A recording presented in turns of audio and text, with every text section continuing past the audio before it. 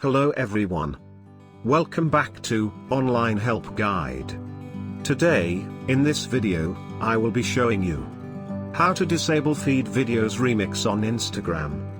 First, open the Instagram app on your phone. Tap on your profile from the bottom right corner.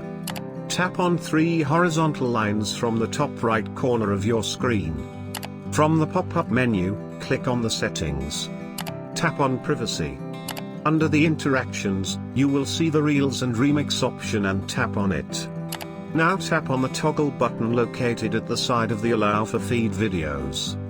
And you will disable feed videos to remix on Instagram. Thank you for watching Online Help Guide.